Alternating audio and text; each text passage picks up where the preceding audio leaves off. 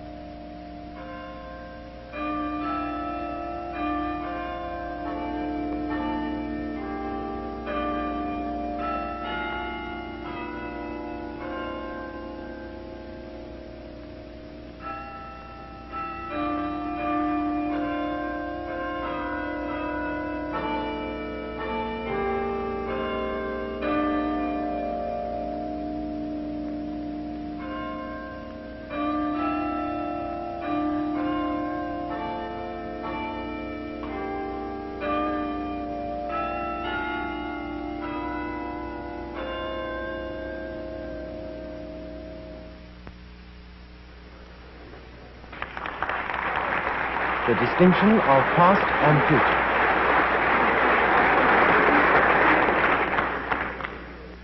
Now, it's obvious to everybody that the phenomena of the world are evidently irreversible. By that I mean things happen that don't happen the other way. You drop a cup and it breaks, and you can sit there a long time waiting for the pieces to come together, to come back into your hand. If you watch the waves breaking at the sea, you stand there and wait for the great moment when the foam collects together, rises up out of the sea, and falls back further out from the shore. Would be very pretty. As a matter of fact, the demonstration of this in such lectures is usually made by having a section of moving picture in which you take a number of phenomena and running the thing backwards and then see all the laughter. The laughter just means this ain't going to happen in the real world. But actually, that's a kind of a weak way to put something which is so obvious and deep as the difference between the past and the future. Because even without an experiment, our very experiences inside are completely different for past and future. We remember the past, we don't remember the future. We have a different kind of awareness about what might happen than we have of what most likely has happened. The past and future look completely different psychologically and so forth. And the questions of memory, of apparent freedom of will, in the sense that we feel that we can do something to affect the future, but none of us, or very few of us, believe that there's anything you can do to affect the past. And remorse and regret and hope and so forth are all words which distinguish perfectly obviously the past and the future. Now, if the world of nature is made of atoms, and we too are made of atoms and obey physical laws, there's obvious distinction between what happened, the past and the future, and this obvious irreversibility of all phenomena, you would think would most likely have obviously its interpretation in that some laws, some of the motion laws of the atoms are going one way, that the atom laws are not such that they can go either way, that there's somewhere in the works some kind of a principle that Uxels only make Wuxels and never vice versa, and so the world is turning from Uxley character to Wuxley character all the time. And that this one-way business of the interactions of things is the thing that makes the whole phenomena of the world seem to go one way. And yet we haven't found it yet. That is, in all the laws of physics that we've found so far, there doesn't seem to be any distinction of the past and the future. That the moving picture should work the same way going both ways, and the physicist who looks at it should not laugh. Details now to be explained. Let us take the law of gravitation as our standard example. If I have a sun and a planet that I started off in some direction going around to here, and then take a moving picture of this, say it gets to here. Now take a moving picture of this backwards. Take a moving picture of it, excuse me, and run the movie backwards and look at it. What happens? Planet goes around the sun in an ellipse. The speed of this way, of course. Starts here, goes to here, keeps on going around. Goes in an ellipse. The speed of the planet is such that the area swept out by the radius is always the same in equal time. Just does exactly the way it ought to do. It's perfectly satisfactory. It cannot be distinguished from the one going the other way. So the law of gravitation is of such a kind that it doesn't make any difference. If you show the phenomenon running, any phenomenon involving just gravitation running backwards on a film, it'll look perfectly satisfactory. But precisely more this way. If at a given instant the particle moving this way, if all the particles in a more complicated situation would have every one of their speeds reversed suddenly, then the thing will just unwind through all the things that it wound up into. That is, if you have a lot of particles doing this, then you suddenly reverse the speeds, they will completely undo what they did before. Now this is in the laws of gravitation, which say that the velocity changes as a result of the forces and so on. If I reverse the time, the forces are not changed, and so the changes in velocity are not altered at corresponding distances. And so each velocity then has its succession of alterations made in exactly the reverse way that they were made when it went out before, and it's easy to prove that the law of gravitation is time reversible. The law of electricity and magnetism, time reversible. The laws of nuclear interaction, time reversible as far as we can tell. The laws of beta decay that we talked about at a previous time, also time reversible. The difficulty of the experiments of a few months ago, which indicate that there's something the matter with some unknown about the law, suggests the possibility that in fact it may not be also time reversible, but we shall see. But at least the following is true. This beta decay that we're talking about, which may not be time reversible, but I don't know, is a very important phenomenon for most ordinary circumstances. The possibility of my talking to you does not depend on that happening. It does depend on chemical interactions. It depends on electrical forces. It doesn't actually depend much on nuclear forces at the moment, but it depends also on gravitation. But I am one-sided. I speak and the voice goes out into the air and doesn't come sucking back into my mouth when I open it. And this irreversibility cannot be hung on the phenomena of beta decay. In other words, we believe that there are in the world most of the ordinary phenomena which are produced by atomic motions which are according to laws which can be completely reversed. So we have to look some more to find the explanation. If we look at this more carefully and a planet's moving around the sun more carefully, you soon find that it isn't quite right. For example, the Earth's rotation on its axis is slightly slowing down. That's due to tidal friction. And you see that friction is something which is obviously irreversible. If I took a heavy weight on the floor here and pushed it, it would slide and stop. If I stand and wait for it, it doesn't suddenly start up and speed up and come into my hand. So a frictional effect seems to be irreversible. But a frictional effect, as we discussed at another time, is the result of enormous complexity of the interactions of the block with the wood, the jiggling of the atoms inside, that the organized motion of the wood, of the block, is changed into disorganized, irregular wiggle-waggles of the atoms in the wood. So that, therefore, we should look at the thing more closely. As a matter of fact, we have here the clue to the apparent irreversibility. I take a simple example of, for example, if we have blue water, say ink, and white water, that's water without ink, in a tank with a little separation, and pull out the separation very delicately, then it starts separate, blue on one side, white on the other side. Wait a while. Gradually the blue mixes up with the white, and after a while the water is Luke blue. I mean, it's sort of 50-50, a color uniformly distributed throughout. Now if we wait for a long time and watch this for a long time, it does not by itself separate. Or you can do something. You can get the blue separated again. You can evaporate the water and condense it somewhere else and collect the blue dye and dissolve it in half the water and put back this thing and so on. While you're doing all that, however, you yourself are causing irreversible phenomena somewhere else.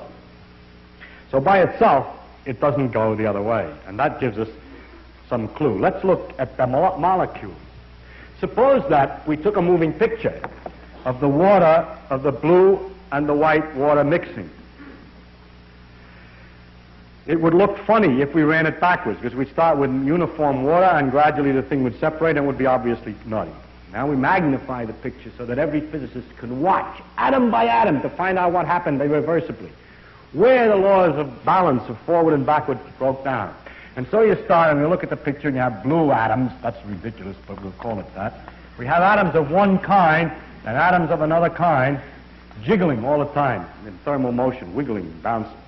And if we were to start at the beginning, we would have mostly atoms of one kind on one side and atoms on the other kind on the other side. Now these atoms are jiggling around. It's too small a box. You need more to get this effect. Billions and billions of these atoms. Now these atoms are jiggling around. I just put one more, but I'm getting tired of making it. Now these atoms are jiggling around, and if we start all on one side and all on the other, we see, of course, that in their perpetual irregular motions, they'll get mixed up. And that's why it gets to be more or less uniformly blue. But let's watch any one collision. Here's a particular collision selected from that picture. Here's this molecule moving this way and this one moving this way, and they come together, say, in the moving picture, and they bounce off this way. Now you run that section of the film backwards, and you find a pair of molecules moving this way, bouncing off that way. And the physicist looks with his keen eye and measures everything and says, that's all right, that's according to the laws of physics. If two molecules came this way, they would bounce that way, and if they came that way, they would bounce this way. It's reversible according... The laws of molecular collision are reversible. So if you watch too carefully, you can't understand it at all. Because every one of the collisions is absolutely reversible, and yet the whole moving picture shows something absurd, which is that the molecules start in the reverse picture. The molecules start in this condition, blue, white, and blue, white, and so on, all mixed up. And as time goes on, through all the collisions, the blues separate from the whites. And they can't do that.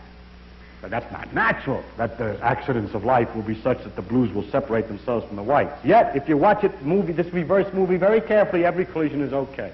Well, you see that all there is to it, that the irreversibility is caused by the general accidents of life.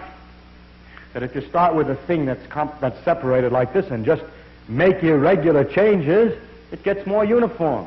But if you start with something that's uniform and make irregular changes, it doesn't get separated. It could get separated. It's not against the laws of physics that these things bounce around so that they separate. It's just unlikely. It never happened in a million years. And that's the answer. The things are irreversible only in the sense that going one way is likely to go, but going the other way, although is possible and is according to the laws of physics, wouldn't happen in a million years. It's just ridiculous to expect that if you sit there long enough, the jiggling of the atoms will separate a uniform mixture of ink and water into ink on one side and water on the other. Now, if I had put a box around here so that this was all the molecules that there were, as time went on, they would get mixed up. But if you're patient, I think you could believe that in the perpetual irregular collisions of these molecules, after some time, not necessarily a million years, maybe only a year, so you keep watching, accidentally they get back more or less like this. In the sense, at least, they get back far enough to say that if I drew a line through all the whites on one side and all the blues on the other, it's not impossible. However, the actual objects with which we work have not only 4 or 5 blues and whites, but they have 4 or 5 million atoms. And it's just not likely that 4 or 5 million are all going to get separated like this. And so the apparent irreversibility of nature does not come from the irreversibility of the fundamental physical laws. It comes from the characteristic that if we start with an ordered system and have the irregularities of nature bouncing, then the thing goes one way.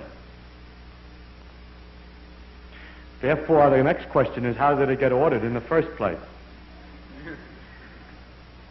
That is to say, why is it possible to start with the ordered? You see, the difficulty is that we start with an ordered thing, we don't end with an ordered thing. One of the rules of the world is that the conditions at the beginning, that the thing goes from an ordered condition to a disorder. Incidentally, this word order and disorder is another one of those terms of physics which aren't exactly the same as it is in ordinary life. The order need not be interesting to you, human beings. It's just a question that there's a definite situation. They're all on one side and all on the other, or they're mixed up. And that's the order to disorder. Maybe you like it better mixed up, but that's not more ordered anyhow. Now,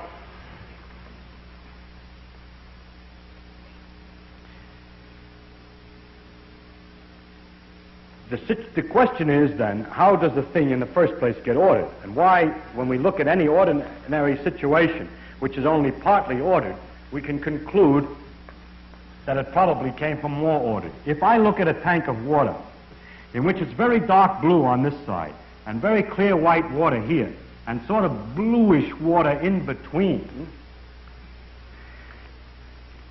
and I know that that thing has been left alone for 20, 30 minutes, then I will guess that it got this way because it was bluer before. For instance, if I find, that the separation was more complete in the past. If I find, for example, two objects, this is a good example as any. If I wait longer, then the blue and white would get more intermixed. And if I know that this thing has been left alone for a sufficiently long time, I can conclude something about the past condition. The fact that it's smooth in here could only arise because it was much better in the past, much more satisfactorily separated. Because if it weren't more satisfactorily separated in the past, in the time since then, it would have gotten more mixed up than it is. So, it is therefore possible to tell from the present something about the past. Although physicists are really not do this much, physicists usually like to think that all you have to do is say, these are the conditions and what happens next. But all our sister sciences have a completely different problem. In fact, all the other things that are studied, history, geology, and astronomical history, all have a problem of this kind. I find they're able to make predictions of a completely different type than a physicist. A physicist says, in this condition, I'll tell you what will happen next. But a geologist will say something like this: I have dug in the ground and I found certain kinds of bones. I predict that if you dig in the ground, you'll find a similar kind of bone. A historian, although he talks about the past, can do it by talking about the future. When he says Napoleon exists, or Napoleon was, or that the French Revolution was in 1783, he means that if you look in another book about the French Revolution, you'll find the same date. 1789, maybe. That's pretty accurate for a physicist to have the third decimal figure. There are three figures. Now, the thing that he says is that he makes a kind of prediction about something he has never looked at before. Documents that have still to be found. He predicts that the documents, if there's something written about Napoleon, will coincide with what is written in the other document. And the question is how that's possible. And the only way that that's possible is to suggest that the past of the world was more organized in this sense than the present. Some people have proposed at one time, the physicists only have proposed this, some physicists, that the way it got ordered was this: that the whole universe is just irregular motions like this. And then if you wait long enough with 5 atoms, of course it can get separated accidentally. And all that has happened is that in the world has been going on and going on and going on and going on and going on, and it fluctuated. That's what this is called. When it gets a little bit out of ordinary, it fluctuated, and now we're watching the fluctuation undo itself again. How do we know that isn't the case? You say, well, how long you would have to wait? I know, but if it didn't fluctuate far enough to be able to produce evolution, to be able to produce an intelligent person, we wouldn't have noticed it. So we had to keep waiting until we were alive to notice it. So we have to have at least that big a fluctuation. But this is incorrect, I believe. I think that's a ridiculous theory for the following reason.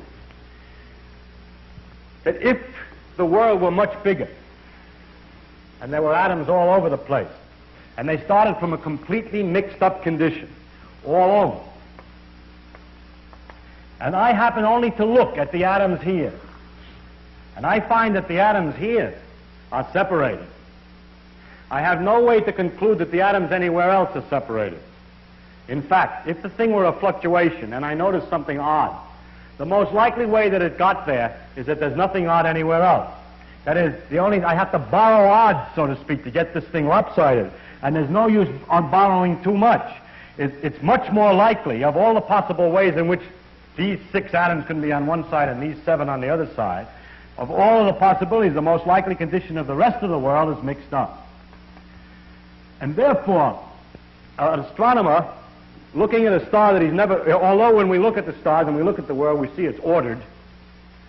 There could be a fluctuation. The prediction would be that if we look at a place that we haven't looked at before, it'll be disordered in a mess. That the separation of the matter into stars which are hot and space which is cold, which we've seen, although if you say it could be a fluctuation, that in places that we haven't looked, we would expect that the stars are not separated from the space. And since every time we make a prediction that in a place that we haven't looked, we'll see the same statement about Napoleon, or we'll see stars in a similar condition, or that we'll see bones like the bones that we've seen before, the success of all those sciences indicate that the world did not come from a fluctuation, but came from a condition which was more separated, more organized in the past than at the present time. And therefore, I think it's necessary that to add to the physical laws the hypothesis that in the past the universe was more ordered in the technical sense, less mixed up, than it is today. And that this statement is the added statement that's needed to make sense and to make an understanding of the irreversibility. That statement, of course, is itself lopsided in time. It says something about the past is different than the future. But it comes outside of the province of what we ordinarily call physical laws, because we try today to distinguish, maybe someday we won't do that, but we do today distinguish between the laws which tell how something moves if you start it in a certain way, and those statements about how the universe got the way it gets, or has been, what it was in the past, and what it's going to get to be. The statement of the physical laws which govern the rules by which the universe develops, and the law which states the condition that the world was in the past. That's considered to be astronomical history. Perhaps someday that will also be a part of physical law. Now, there are a number of interesting features of irreversibility that I think I would like to illustrate.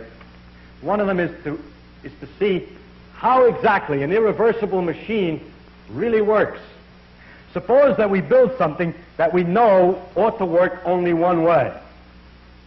And what I'm going to build is a wheel with a ratchet on it. A ratchet means just this, that we have a notched wheel with steps. So, I've gone the wrong way for what I'm used to thinking about it. No, I had it right. This way, there's another notch, and a sawtooth wheel like this with sharp up notches and relatively slow down notches all the way around. And then, this is a wheel on a shaft. And then on this thing, there's a little piece of pawl, a thing called a pawl, which is on a pivot here, and which is held down by a spring. It gets in the way of the wheel, but that's small technical difficulty. It's just two-dimensional, and actually it's set a little bit below. Now, this wheel can only turn one way. If you try to turn it this way, then these straight-edge part of the teeth get jammed against the pawl, and it doesn't go. Whereas if you turn it the other way, it just goes right over the fingers. Snap, snap, pop, pop, pop, pop, pop. This way, use them in clocks, so when you wind watches, they have this kind of a thing inside so that you only can wind it one way. And after you wound it, it holds a spring. And now we want to discuss, you see, it's completely irreversible in the sense that the wheel can only turn one way. Now this irreversible machine, this wheel that can only turn one way, has been imagined that we could use it for a very useful thing, a very interesting thing. Because of molecular irregularities, because of molecular motion, perpetual motion, there's a perpetual motion of molecules, and if you build a very delicate instrument, it'll always jiggle because it's being bombarded irregularly by the air molecules in the neighborhood. So what's very clever, we'll connect this with a shaft, which is hard to illustrate in 3 dimensions. It goes way out here. You connect this to it with a shaft, with a vane, with a wheel that has 4 vanes. Actually, my angles of things have gotten a little bit mixed up. Look down on the shaft, this thing's got 4 vanes like this. And those are bombarded, they're in a box of gas here, and they're bombarded all the time by the molecules irregularly, so the thing is pushed sometimes one way, sometimes the other way.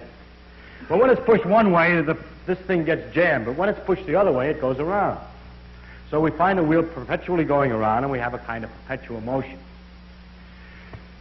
That's because this wheel is irreversible. But actually, we have to look into the details. The way this works is that when the wheel goes one way, it lifts the pawl up, and then the pawl snaps down against the next tooth. and it will bounce. If it's perfectly elastic, it'll go bounce, bounce, bounce, bounce all the time, and the wheel can just go down around the other way when the pole accidentally bounces up. So this will not work unless it's true that when the pole comes down, it sticks, or stops, or bounces and cuts out. If it bounces and cuts out, there must be what we call damping or friction again. And then the falling down and bouncing and stopping, which is the only way this will work one way. Heat is generated by the friction. So this part of the wheel over here will get hotter and hotter. But however, when it begins to get quite warm, something else happens. Just as there's Brownian motion or irregular motions in the gas here, so whatever this is made out of, the parts that this is made out of, are getting hotter and are becoming more irregular. So a time comes when this is hot enough that the pole is simply jiggling because of the molecular motions of the things on the inside. And so it bounces up and down on here because of molecular motion, the same thing that was making this vane turn around. And in bouncing up and down on here, it is up as much as it is down. And when it is up as much as it is down, a tooth can go either way. As a matter of fact, the thing will be driven backwards. If this one was hot and this one was cold, the wheel that you thought would go only one way will go the other way. Because in the terrible bouncing up and down of this wheel, every time it comes down on an inclined plane. And so pushes the wheel this way. Then it bounces up again, comes down on another inclined plane, and so on. And so if this side is hotter than this side, it'll go around this way. What's it got to do with the temperature of this side? Suppose I didn't have that at all. Oh. Then, if it's pushed forward by falling on an inclined plane, the next thing that'll happen is it'll bounce against that tooth, and the wheel will bounce back. But in order to prevent the wheel from bouncing back, we put a damper on it. We put vanes in the air so it can't go back.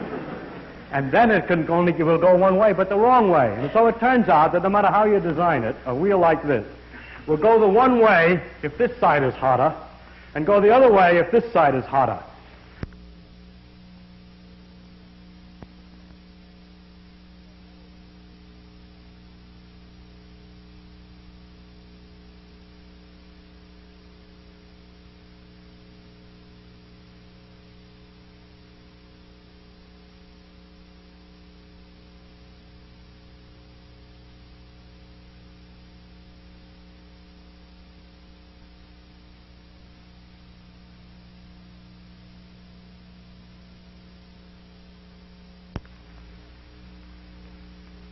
But after there's a heat exchange between the two and everything is calmed down, it will neither go one way or the other. And so that's the technical way in which the phenomena of nature will go one way as long as they're out of equilibrium, as long as one side is quieter than the other, or one side is bluer than the other. The conservation of energy would let us think that we have as much energy as we want. Nature never loses or gains energy. Yet the energy of the sea, for example, the thermal motion of all the atoms in the sea is practically unavailable to us. In order to get that energy organized, herded, used, make it useful, make it available for use, we have to have some place that's at a different temperature. We have to use a difference in temperature, or else we'll find that although the energy is there, we cannot make use of it. There's a great difference between energy and availability of energy. The energy of the sea, for example, is a large amount, but it's not available to us. I think I can give an analogy to give some idea of what the difficulty is this way. The conservation of energy means that the total energy in the world is kept the same. But in the irregular jigglings, that energy can be spread about so uniformly that there's no, in certain circumstances, that there's no way to make more go one way than the other. There's no way to control it anymore. I don't know if you've ever had this experience, but I have had going to the beach with many towels and so on, and sitting happily on the beach and having a tremendous downpour suddenly come, picking up the towels as quickly as you can and running into the bathhouse. Then you start to dry yourself, and you find that this towel's a little wet, but it's drier than you are. And you keep drying this one, then you find that one's too wet, it's wetting you as much as it's drying you, and you try another one, and pretty soon you discover a horrible thing. All the towels are damp, and so are you. And then you keep picking them up and putting them down and rearranging them, and there's no way to get any drier, no matter how many towels, even though you have many towels. Because there's no difference, in some sense, between the wetness of the towel and the wetness of yourself. I could invent a kind of a quantity which I could call ease of removing water, or, let's call it ease of removing water. The towel has the same ease of removing water from it as you have. And so when you touch the towel to you, as much water comes off of you from the towel to you as it goes from you to the towel. It doesn't mean there's the same amount of water in the towel as there is on you. A big towel will have more water in it than a little towel, but they have the same dampness. So when things get to the same dampness, then there's nothing you can do any longer. Now, the water is like the energy because the total amount of water isn't changing. But if we had a world which was limited, you see, if the bathhouse door is open and you can run into the sun and get dried out, or find another towel, you see, okay, that's different. Then you got saved. But if you have everything closed and you can't get away from these towels, you can't get any new towels. So if you imagine a part of the world that was closed, wait long enough, and in the accidents of the world, the energy, like the water, will be distributed all over all of the parts evenly. And there's nothing left of one-wayness. There's nothing left of the real interest of the world as we experience it. Thus, in this situation here, which is a limited one, in which nothing else is supposed to be involved, the temperatures gradually become equal on both sides, and the wheels doesn't go around either one way or the other. And in the same way, this situation is that there is, if you leave a system long enough, it gets the energy thoroughly mixed up in it, and no more energy is really available to do anything. Incidentally, the thing that corresponds to the dampness is called the temperature. And although when I say two things at the same temperature, when things get balanced, it doesn't mean they have the same energy in them. It just means it's just as easy to pick energy off of one as to pick it off the other. So if you put them next to each other, nothing apparently happens. They pass energy back and forth equally. The net result is nothing. So when things have become all at the same temperature, then there's no more energy available to do anything. And the principle of irreversibility is that if things are at a different temperature and are left to themselves, as time goes on, they become more and more at the same temperature. And that the availability of energy is perpetually decreasing. This is another name for what's called the entropy law, which says entropy is always increasing. But never mind the word. To state it the other way, the availability of energy is always decreasing. And that's a characteristic of the world in the sense that it's due to the chaos of molecular irregular motions.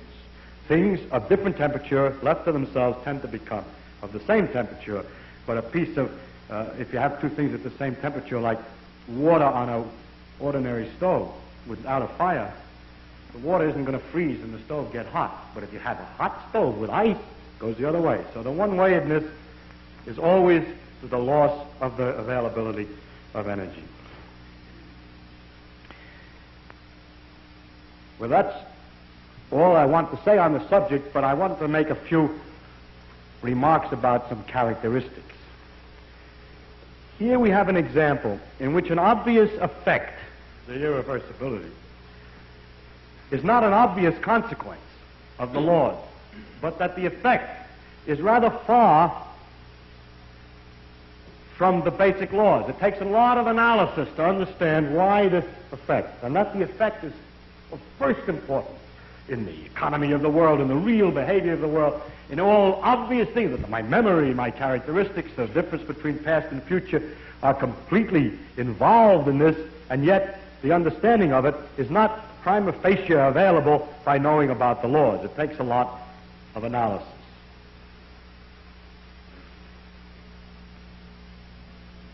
It is often this way, that the laws of physics are different, or the laws of physics do not have a direct relevance, obvious relevance to the experience, but that the laws are abstract from the experience to varying degrees.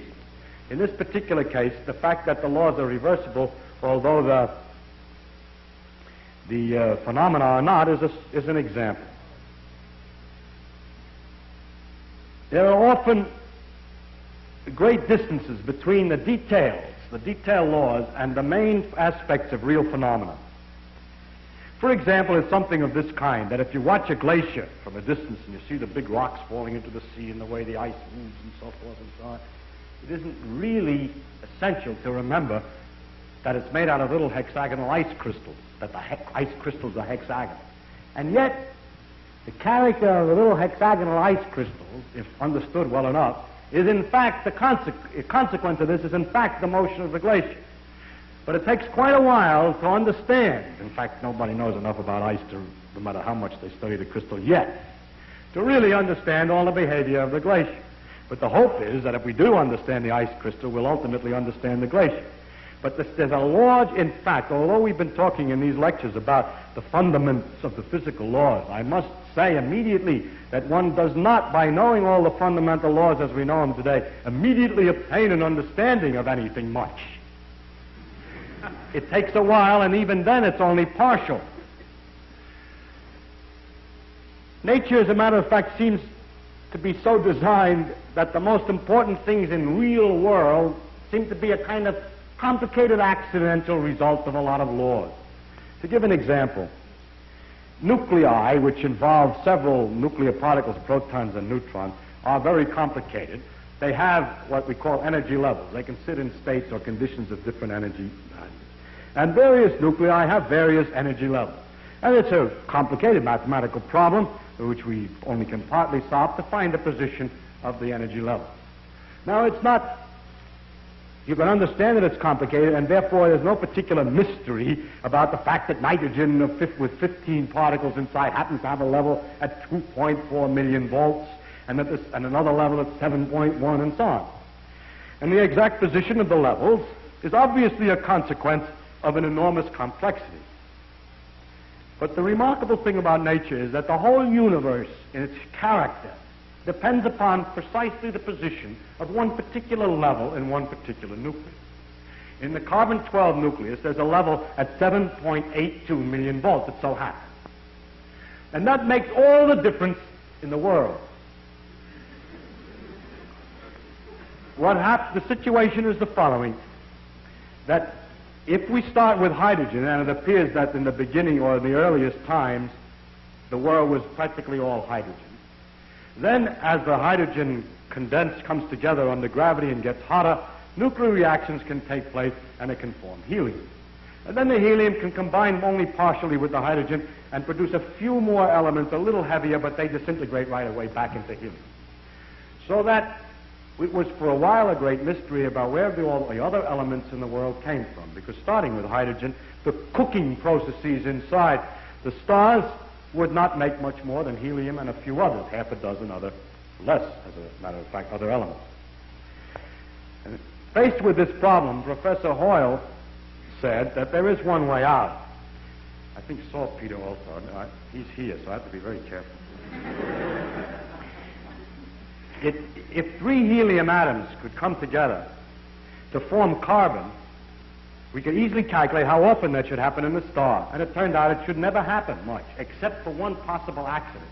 If there happened to be an energy level at 7.82 million volts in carbon, then the 3 helium atoms would come together, would stay a little longer than they ought to, on the average, if there were no level there, before they come apart. And staying there a little longer, there's enough time for something else to happen and to make other elements. And if there was a level of 7.82 million volts in carbon, then we could understand where all the other elements in the periodic table come from.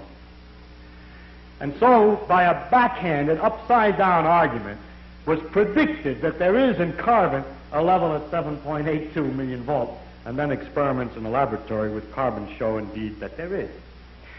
And therefore, the existence in the world of all these other elements is very closely related to the fact that there is this particular level in carbon. But the position of this particular level in carbon seems to us, after knowing the physical laws, to be a very complicated accident of 12 complicated particles interacting. So I wish to illustrate by this example that an understanding of the physical laws doesn't give you an understanding in a sense of understanding significance of the world in any way. The details of real experience are very far often from the fundamental laws. There are, in a way of speaking, in the world, we have a way of discussing the world which you could call, we discuss it at various hierarchies or levels. Now, I don't mean to be very precise, this as a level, as another level, and another level, but I will indicate by describing a set of ideas to you, just one after the other, what I mean by hierarchies of ideas. For example, at one end, we have the fundamental laws of physics. Then we invent other terms for concepts which are approximate, who have, we believe, the ultimate explanation in terms of the fundamental laws. For instance, heat. Heat is supposed to be the jiggling, and it's just a word for a hot thing, is just a word for a mass of atoms which are jiggling. For that, fundamentally, we should think of the atoms jiggling. But for a while, if we're talking about heat, we sometimes forget about the atoms jiggling. Just like when we talk about the glacier, we don't always think of the hexagonal ice snowflakes which originally fell. Another example of the same thing is a salt crystal. Looked at fundamentally, it's a lot of protons, neutrons, and electrons. But we have this concept, salt crystal, which carries a whole pattern already of fundamental interactions, or idea like pressure. Now, if we go higher up from this, in another level, we have properties of substances like refractive index, how light is bent when it goes through something, or surface tension, the fact that the water tends to pull itself together, is described by a number. I remind you that we have to go through several laws down to find out that it's the pull of the atoms and so on, but we still say surface tension, and don't worry when we're discussing surface tension of the inner workings, always. Sometimes we do, sometimes we don't. Go on, up in the hierarchy. With the water, we have the waves, and we have a thing like a storm. We have a word for storm, which represents an enormous mass of phenomena. Or sunspot, or star, which is an accumulation of things. And it's not worthwhile always to think of it way back. In fact, we can't, because the higher up we go, we have too many steps in between, each one of which is a little weak, and we haven't thought them all through yet.